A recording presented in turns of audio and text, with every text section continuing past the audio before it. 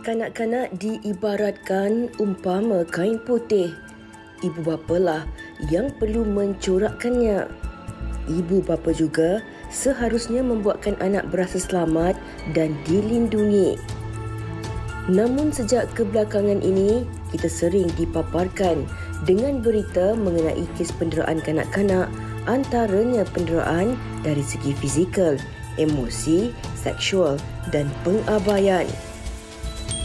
Menurut rekod yang dikeluarkan oleh Jabatan Kebajikan Masyarakat JKM di seluruh negara, bermula Januari hingga Jun tahun ini, sebanyak 1,055 kes penderaan kanak-kanak telah dilaporkan, iaitu 578 kes membabitkan penderaan fizikal, 417 kes penderaan seksual dan 60 kes adalah penderaan emosi.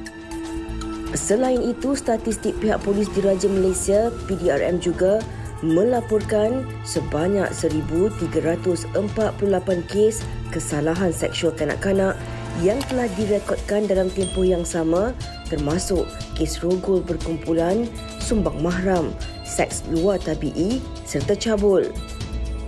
Baru-baru ini juga tular mengenai pendedahan seorang pelakon remaja yang didakwa menjadi bangsa gangguan seksual dan penderaan bapanya sendiri sejak berumur 5 tahun lagi. Beberapa bulan yang lepas juga tular mengenai tindakan kejam pasangan suami isteri yang mencederakan anak angkat mereka yang berusia 4 tahun dengan menggunakan kayu penyapu. Lebih menyedihkan, isu penderaan kanak-kanak ini mempunyai kesan yang amat besar kepada mangsa penderaan, antaranya yang boleh menyebabkan mangsa mengalami kemurungan, tekanan dan trauma yang berpanjangan. Namun persoalannya, apakah langkah-langkah bagi mengatasi masalah penderaan ini berlaku dan antara cara yang terbaik bagi memastikan kanak-kanak sentiasa berada dalam keadaan yang selamat.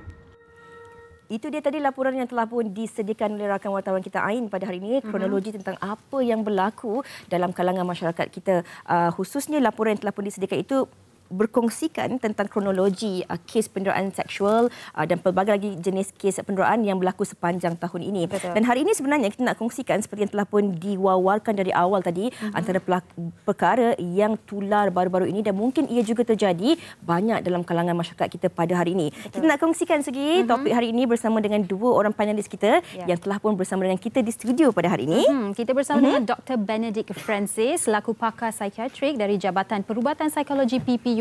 Selamat datang doktor dan terima kasih bersama kami pada hari ini, dan kita juga bersama dengan Encik Mahmud ataupun Tuan Mahmud Jumaat selaku Peguam Bela dan Peguam Cara Hikmat Guam. Selamat datang Tuan ya. Okey. Kita nak mulakan perbincangan kita hari ini tentang kes yang tular di media sosial baru-baru ini, dan saya kira apabila berlakunya kes sebegini, bila seorang pelakon remaja ini berani berkongsi tentang apa yang pernah berlaku dalam kehidupannya satu ketika dahulu, ini juga mungkin kita boleh kaitkan dengan satu ketika dahulu apa yang pernah Oprah Winfrey juga kongsikan kepada dunia tentang apa yang berlaku dalam kehidupannya. Perkara yang telah pun berlaku belasan ataupun lama dahulu. Bila bercakap soal undang-undang dan juga psikologi, dari segi undang-undangnya, jika perkara begini, gangguan seksual berlaku pada seseorang individu itu yang bukan ketika ini, telah pun berlaku satu ketika dahulu, bolehkah kes seperti itu dilaporkan kepada pihak berkuasa, Tuan? Baik, okey. Terima kasih, Fiza. Dalam kes melibatkan jenayah ni, dia tak ada limitasi masa. Kes boleh berlaku 5 tahun, 10 tahun, 20 tahun dulu, apatah lagi kes-kes yang melibatkan sumbang mahram. Saya jelaskan sedikit berkenaan dengan sumbang mahram ni. Kebiasaannya kes sumbang mahram ni, dia kalau berlakunya kes, dia tidaknya berlaku sekali dan terus orang tersebut akan buat report. Jarang berlaku. Mengikutkan pengalaman saya, majoriti kes kalau berlakunya sumbang mahram, kes tersebut akan dipendam, disembunyikan, akan mengambil satu masa yang mana akan berlakunya satu turning point. Di mana tiba-tiba kanak-kanak tersebut membuat laporan kepada guru kaunseling misalnya, ataupun terlanjur dan mengandung. Waktu itulah di mana ianya tersebar, terbuka, dan bila cek-cek balik, kalau kita tengok trend-trend kita sekarang, kalau kes melibatkan sumbang mahram, tidak pernah lagi kes yang Sambung Mahram yang hanya satu pertuduhan saja. Dia akan melibatkan banyak pertuduhan. Dan di mana akhirnya orang tersebut akan dikenakan satu hukuman yang sangat berat disebabkan pertuduhan yang banyak telah berlaku. Ini bermaksud telah banyak berlaku insiden dan mengambil masa yang lama untuk ianya terkeluar dan tersebar. Kerana itulah dalam kes jenayah, terutama sekali dalam apa-apa kes seksual, memang tiada limitasi masa. Dan mereka pada bila-bila masa, walaupun dah 5 tahun, 10 tahun, 20 tahun, mereka masih mempunyai hak untuk membuat laporan di balai polis. Okey, baik, dan tiada ada limitasi masa. Mungkin tuan juga boleh tekankan di sini yang gangguan seksual terhadap kanak-kanak. Kanak-kanak ini adalah mereka berumur 18 tahun ke bawah. Betul ataupun saya salah? Betul. Okey, baik. Dan kita nak terus tanya kepada Dr. Benedict. Bila kita sebagai individu bercakap mengenai kanak-kanak, pastinya kita nak memberikan mereka satu persekitaran yang sangat selamat. Tetapi bila sesuatu sebegini berlaku, ia pastinya ada impak terhadap kanak-kanak tersebut yang mungkin buat masa sekarang, kalau benda ini berlaku masa sekarang, ia tidak memberikan impak sekarang, tapi 1 tahun, 2 tahun, 3 tahun, berpuluhan tahun pun ada orang masih lagi mempunyai impak itu. Jadi doktor, apakah kesan-kesan psikologinya terhadap seorang kanak-kanak itu yang mengalami gangguan seksual ataupun penderaan seksual juga? Okay. Terima kasih atas soalan itu. Actually, terdapat banyak sangat impact psikologi ke atas seseorang dewasa dan juga kanak-kanak sekiranya telah mengalami gangguan seksual semasa kanak-kanak. In fact, kebanyakan pesakit dewasa yang saya tengok yang mempunyai ketakseimbangan emosi telah mempunyai history of trauma semasa mereka berada di zaman kanak-kanak, sama ada trauma itu trauma seksual ataupun trauma fizikal ataupun trauma dari segi emosi. Jadi apa yang boleh berlaku adalah of course kemurungan. Ini sangat-sangat lazim saya tengok di dalam klinik saya. Satu lagi adalah anxiety dan juga post traumatic stress disorder. Jadi apa maksud post traumatic stress disorder ini? Adakah ini sekadar stres saja? So actually tidak. Post traumatic stress disorder ini adalah suatu stres yang agak kompleks. So ini melibatkan imbasan memori-memori yang lama, akan ada komponen kemurungan juga. Mereka akan rasa mempunyai banyak fikiran yang negatif. Mereka akan cuba untuk tidak berdepan dengan orang ramai, juga termasuk dengan keluarga mereka. Dan mereka juga akan mempunyai banyak-banyak aspek yang negatif. Misalnya fikiran nak cederakan diri sendiri, cubaan bunuh diri. Yang ini pun saya lazim tengok di klinik saya. Okey, dan apa juga yang berlaku, kadang-kadang mereka ada mimpi ngeri juga berkaitan dengan trauma ini. Dan disebabkan oleh semua trauma yang telah berlangsung selama ini, mereka rasa sangat confused.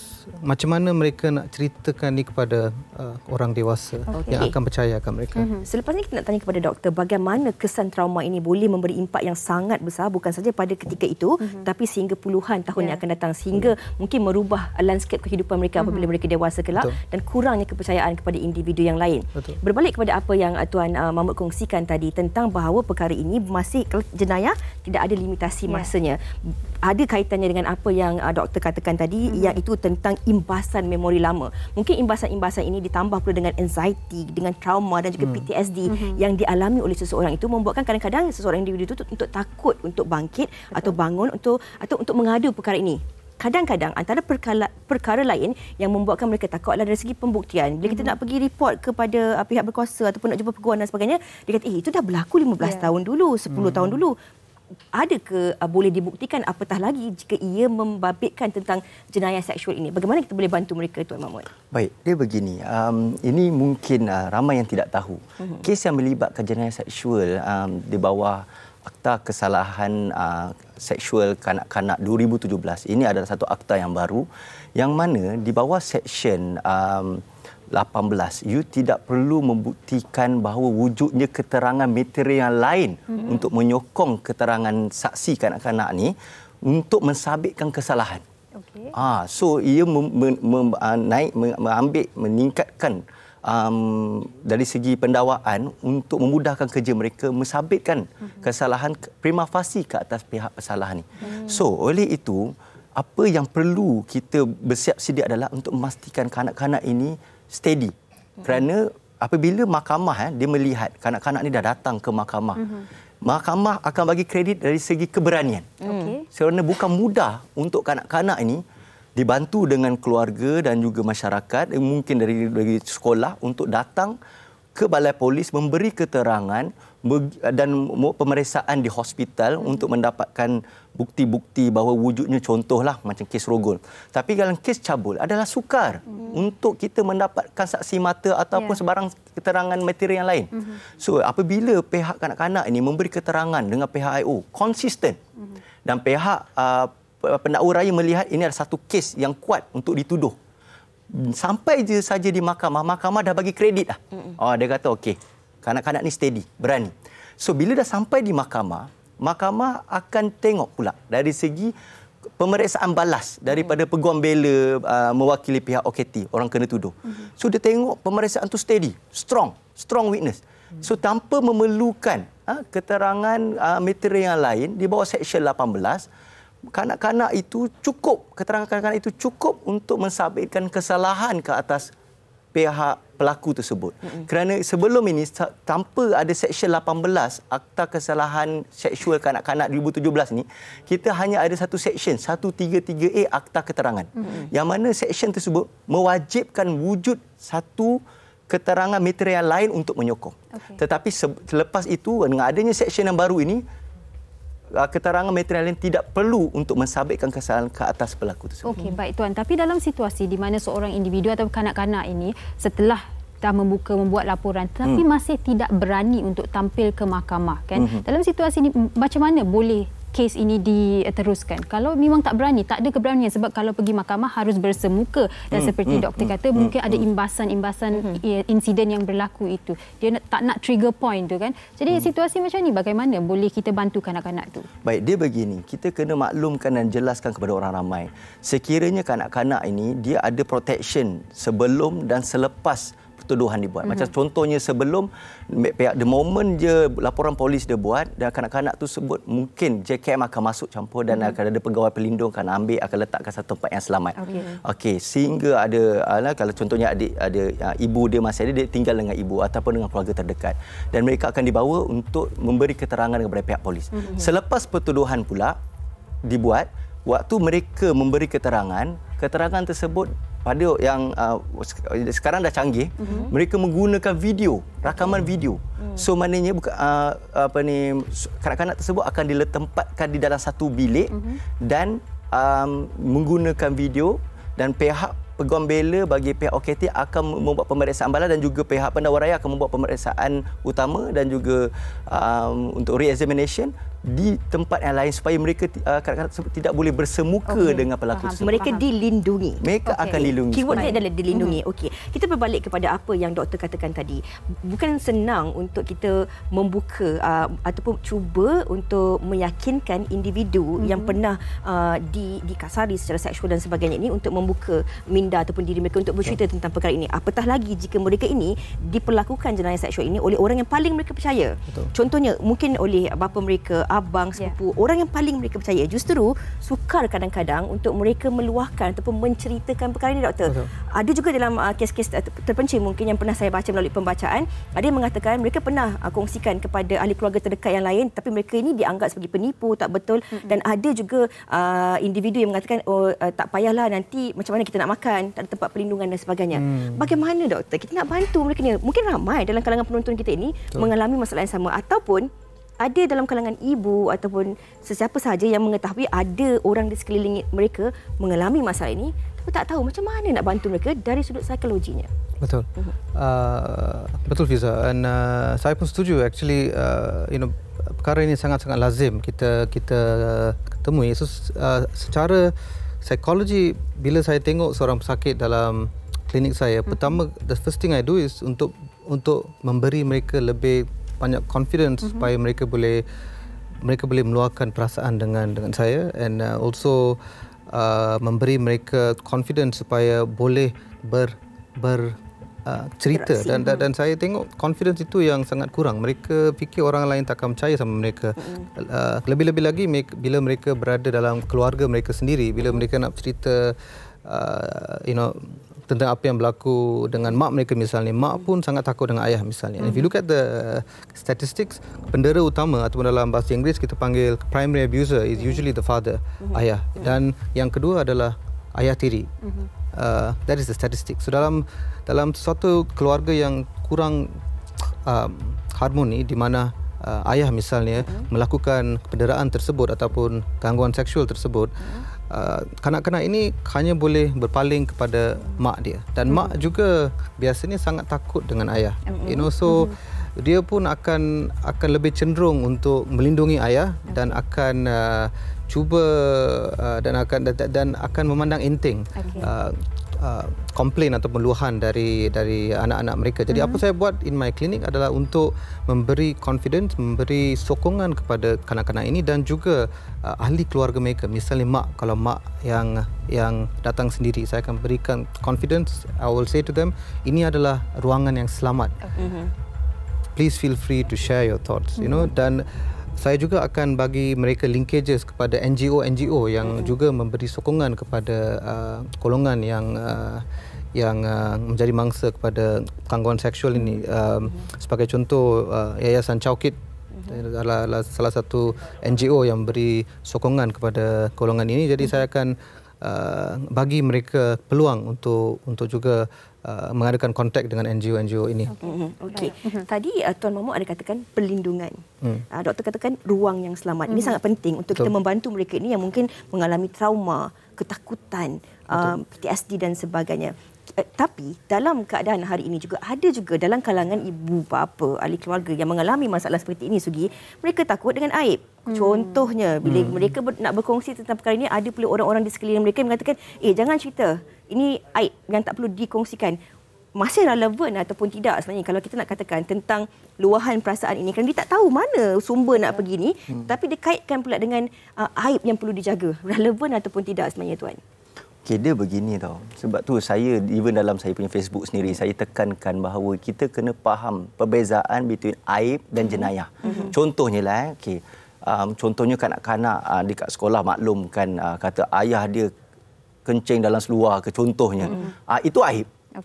Tapi kalau dia ceritakan ayah dia melakukan satu benda yang tidak baik, yang bertentangan dengan undang-undang, yang merupakan satu jenayah, itu adalah jenayah. Dan kita tak boleh mengatakan ia satu aib. Kerana kalau yang saya khawatir dia begini, kalau bila kanak-kanak macam mana doktor maklumkan tadi, kalau kanak-kanak ni, diorang ni tersepit tau. Diorang ni duduk tengah-tengah dan diorang tak ada pengalaman benda ni. Dan pada masa yang sama, kita kena faham yang sex predator ni pula, dia akan manipulate. Dia akan manipulate, dia akan cakap benda ni mungkin akan, dia kata benda ni normal. Ataupun nombor dua, dia akan benda ni aib, fitnah. Ataupun nombor tiga, mungkin kanak-kanak ni dia tak ada kemampuan. Mungkin ni kanak-kanak OKU. So, bila benda ni berlaku, that's why kes sumpah marah ni akan ambil masa yang lama untuk dia faham. Bila benda ni, contohnya macam, kalau kita dapat satu maklumat macam ni, sebab tu di bawah Seksyen 19, dia adalah satu kewajipan tau. Sebenarnya untuk orang luar. Ini bukan dulu bawah dekat bawah Akta Kanak-kanak, hanya di bawah Seksyen 27, 28 dan 29, hanya ibu apa iaitu keluarga, pengasuh dan juga doktor yang wajib memberi maklumat kepada pihak berkuasa. Tetapi di bawah Seksyen yang baru, Seksyen 19 ni, kalau kita dapat maklumat, tanggungjawab kita untuk membuat laporan polis. Kerana atau tidak, kita akan dikenakan hukuman paling hukuman sehingga RM5,000 denda. So, bila benda ni berlaku, you jangan kata aib dekat kanak-kanak tu. Ataupun apa secara jua platform yang dia guna pun, kita jangan terus kecam tau. Sebab kenyataan kita ini mungkin memberi maklumat kepada orang-orang di belakang dia.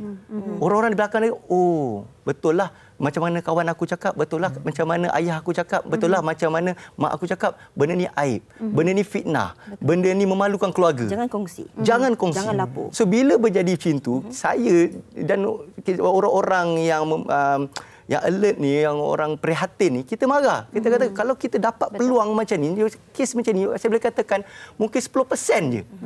Dari yang 1,300 yang tengah dalam PDRM punya dalam statistik, itu mungkin berapa peratus je daripada keadaan sebenar yang berlaku. Saya percaya. Ramai lagi yang boleh kita bantu. Ramai lagi yang kita boleh bantu. Daripada perkongsian, banyak juga kalau kita baca di media sosial, ramai juga yang mula bangun berani untuk berkongsi bahawa mereka juga mengalami masalah yang sama. Dan keberanian itu bukan mudah untuk mereka dapatkan. Ini berbalik pada apa yang doktor katakan tadi. Kita nak memberikan mereka ruang yang selamat, nak mendapatkan keyakinan mereka untuk berkongsi apa yang berlaku. Jadi reaksi kita sebagai seorang pendengar itu pun amatlah penting. Jadi doktor, kalau seseorang itu kanak-kanak tampil ke hadapan dan mungkin berkongsi apa yang berlaku, katakan tampil kepada ibu ataupun bapa, tidak kira lah kan jantina, berkata yang okey, saya mendapati ada uncle ni sentuh saya di sini, dia tak betul, dia cium saya macam ni. Bagaimana sepatutnya seorang ibu atau ayah ataupun sesiapa pun yang mendengar itu memberikan reaksi mereka?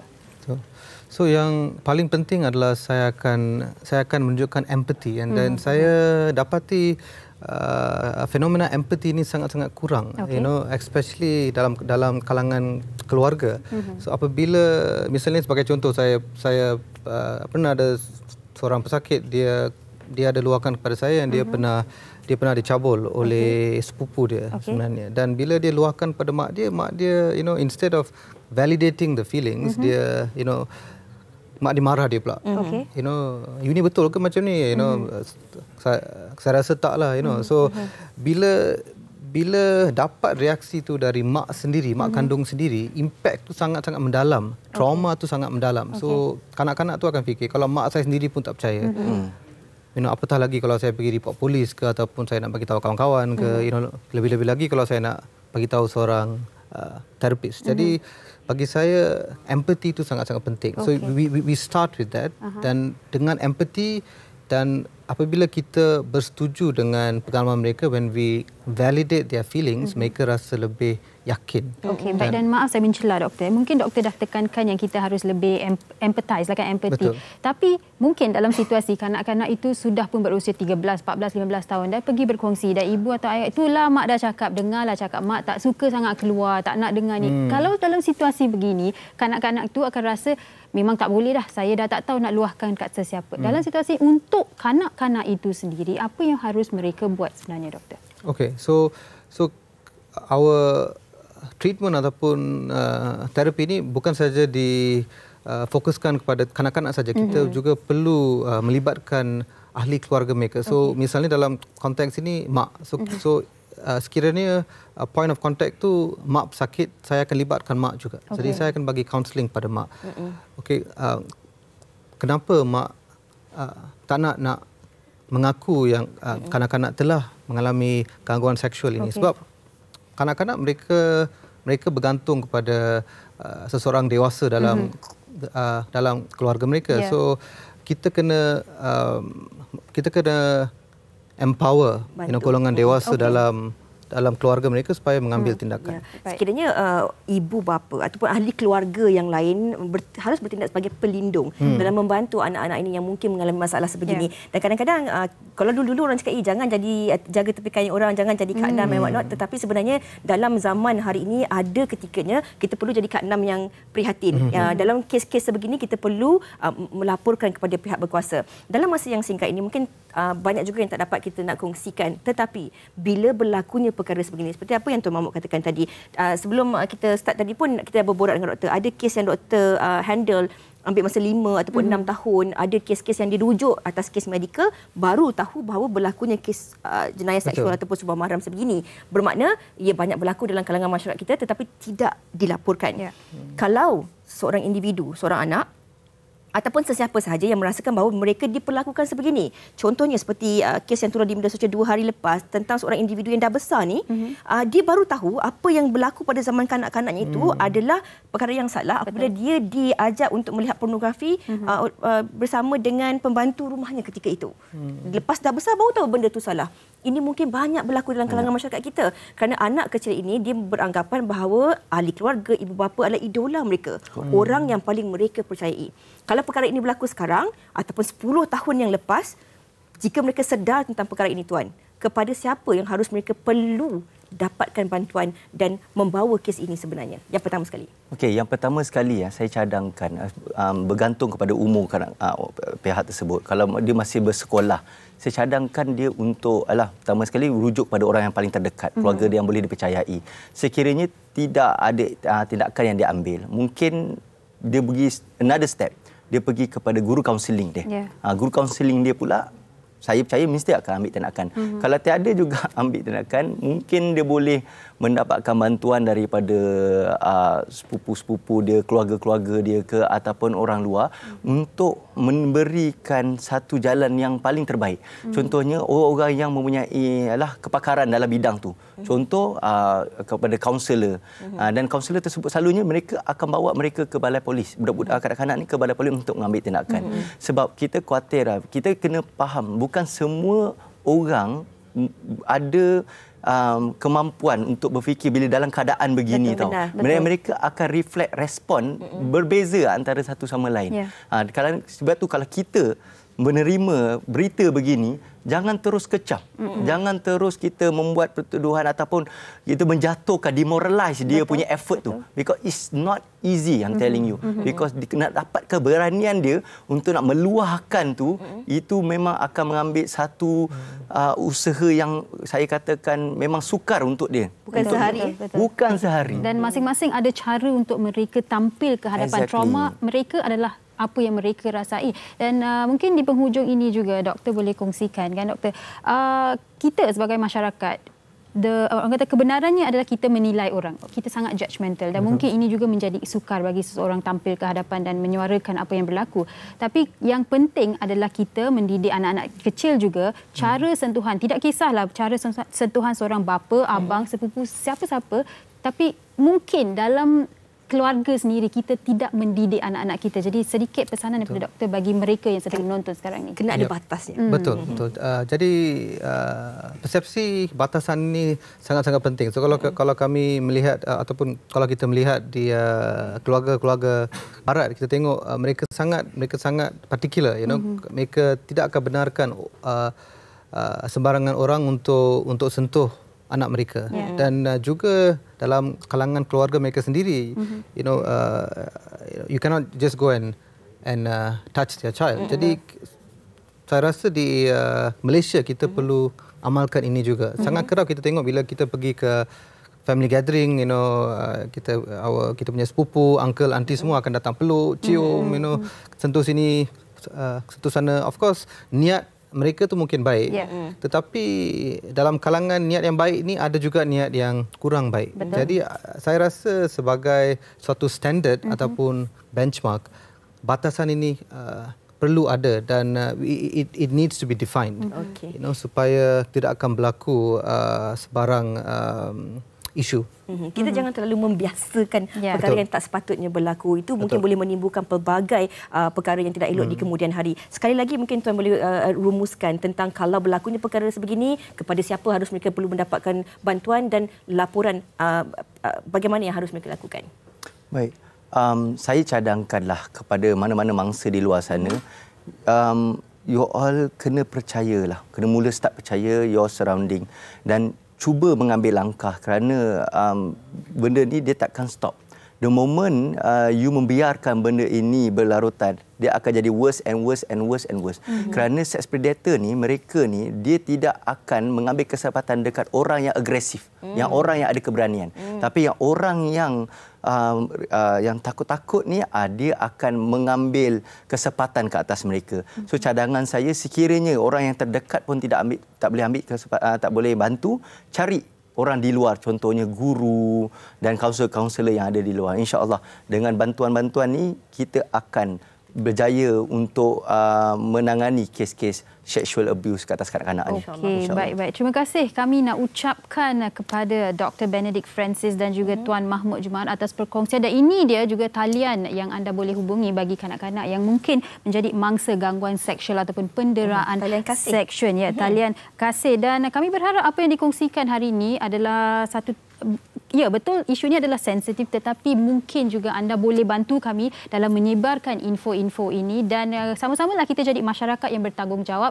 kurangkan sikap menilai orang lain apabila mereka berkongsi kisah mereka. Bila kita bercakap tentang isu yang tabu sebegini, kita harus pecahkan perkara itu. Betul. Yang mana perkara ini harus dibincangkan, harus dikongsikan, bukan sekadar perbincangan tetapi harus diselesaikan untuk membantu bangsa-bangsa ini. Terima kasih kita ucapkan pada kedua-dua panelis kita pada hari ini dan untuk anda penonton, semoga perbincangan kita hari ini dapat membuka mata, minda anda dan memberi kekuatan bagi anda yang mungkin mengalami masalah sebegini dan tanggungjawab kita sebagai ahli masyarakat dan juga keluarga untuk membantu mereka yang teraniaya. Semoga ada manfaatnya perbincangan kita pada hari ini.